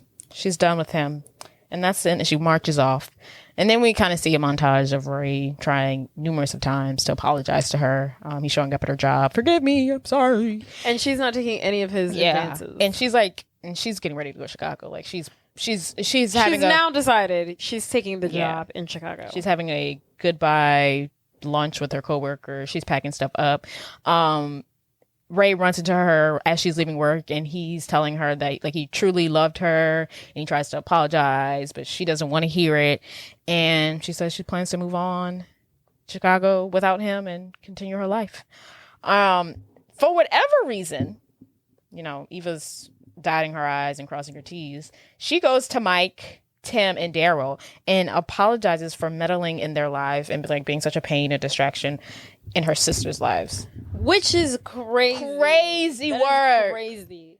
Crazy. She could have, you know, gotten away with that like apology if like, you know, her and Ray just would have ran off to the sunset and she would have never like, known the truth. Like that would have warranted an apology. Right. But now that you know that these motherfuckers paid a man chump change to date you, and then try to break your heart, and then when it didn't work out, tried to fake his death. You're gonna apologize to them? Yeah, they don't apologize to her. They don't, and you know their plan was to ruin her life. Yeah, it's not even like pay her to fall in love. It was pay her, make her fall in love with you, and then make her super sad. Like what? Like why? And ruin her life. And make her miserable. Make her miserable. Girl. No, there's no way I could be able to date those men again after they did that to my sister. We would have to separate. Yeah, we'd have to separate. So right. Out. So Eva apologizes, and then her sisters walk in. And then I guess the guys apologize to their sisters. I guess that, you know, I guess no one's been talking to anyone. Right. The guys like apologize to their girlfriends, but they don't really apologize to Eva. Yeah. And I wouldn't even say, me saying that they apologize to their girlfriends is kind of a stretch because they don't really, I missed you. They don't really even do that. Yeah. And then the girls just forgive them. They're like, let's have this baby. And they're like, oh. Mike and Bethany get engaged. Yeah, Mike fucking proposes to her and they get engaged. And Jack Hay is like, oh, Daryl, I love you. What's her name? Jack Hay? I don't fucking know. Jack Hay, where's it from? You know the actress Jack Hay? Huh? Jack Hay. Oh, did she know a movie? Jack Hay. I feel like that's from a movie. I don't know.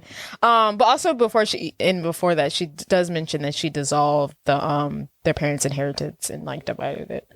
Because that's and they're ecstatic to hear that. Those fucking three money grubbing ass motherfuckers. And then like before, so like earlier in the movie, they were gonna get all the money to Eva. Oh, yeah, she was gonna get all the inheritance because she was moving to Chicago and she was starting her relationship. They were like, we decided to give it all to Eva, and of course, Mike was very upset to hear this. Which it's not your fucking business. You're not even married to this chick. Yes, girl. she's not. It's not your fucking business. And if they think that it should go to Eva, is so crazy. Without like. I mean, I wouldn't be like, she can't have all of it. But that's a sister thing. But if the sisters decide, Eva, you're going to Chicago to start your own life. You've done so much for us. You took care of us when we were a child. Here's some money to start your new life. Right. Girl. So, for whatever reason, the husbands have a happy ending. They need to be in jail. Or they need to be paying. I need a civil lawsuit. I need something. At least just needed an adequate apology. Like, it was just too, like, all is forgiven. Why did I have to come to y'all? So, at this point, Eva's up and gone to Chicago. She's out. She's deuces. She comes to Chicago? Yes. She's fit. All right, I didn't realize it. But, like, they show Chicago. So she's in Chicago. Chicago!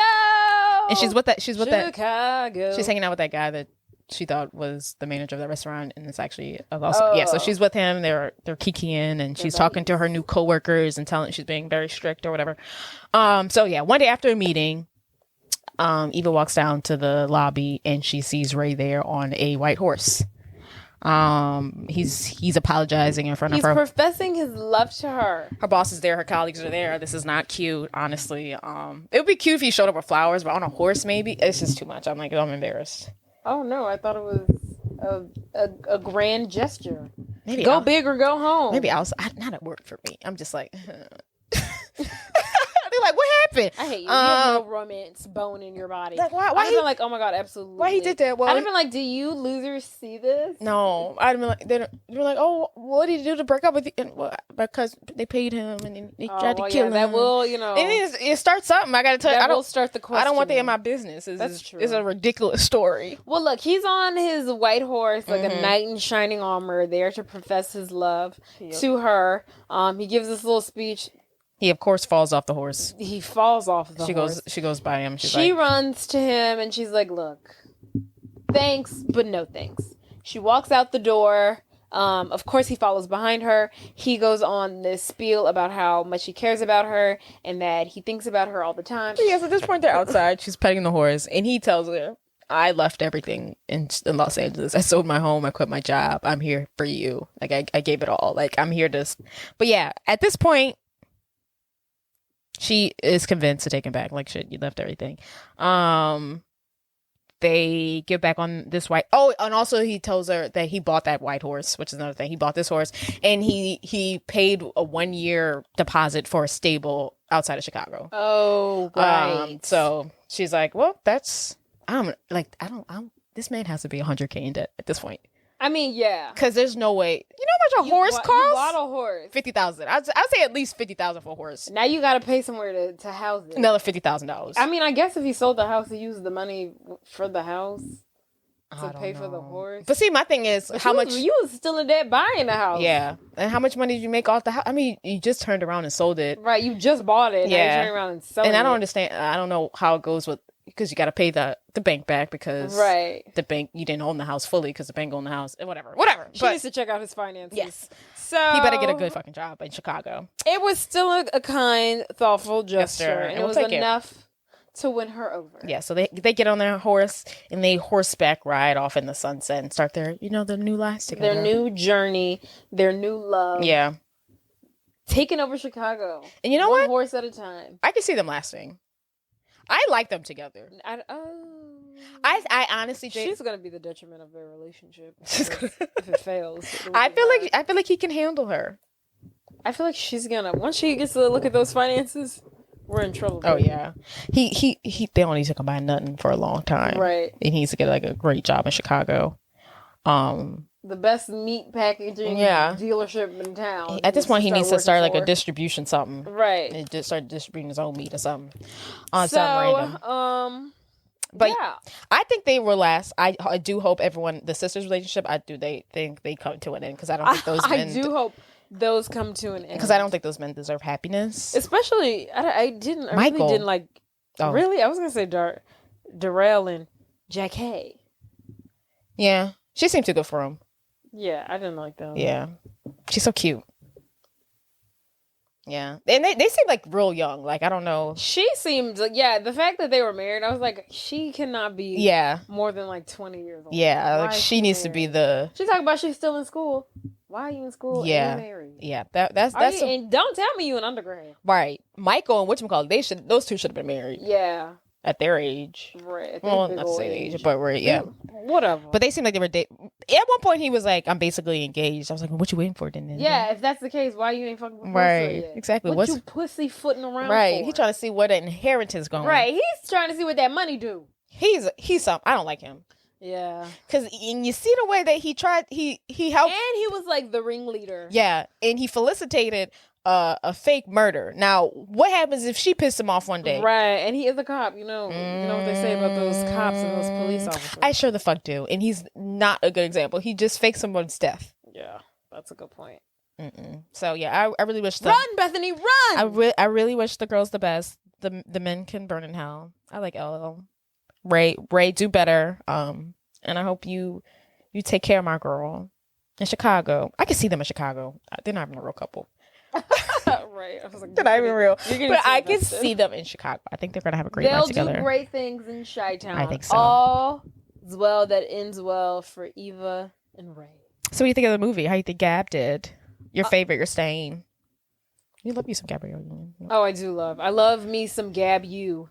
Love the movie. No. Like it a lot. Yeah. There's some idiosyncrasies that I don't love.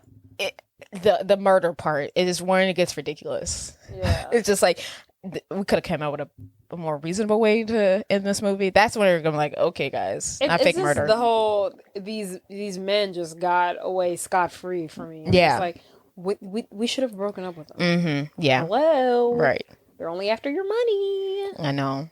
But I think Gab did a great job. It was hilarious. Gabrielle. Yeah, she did an incredible job. She was funny. As always. And it's just like, what's the name of this movie? Shrew? Taming of the Shrew. Second Taming of the Shrew. She should do her one more. Second Taming of the Shrew. She should do one more to make a trifecta. That's right. All right, well, it's been real. It's been fun. Happy New Year's, guys. We want to wish you all a happy, joyous new year full of love, prosperity, and everything that you hope and desire. Yeah, y'all be safe out there. Yeah, y'all be safe out there. It's a crazy, crazy world we're in. Yes. We love you. Yeah.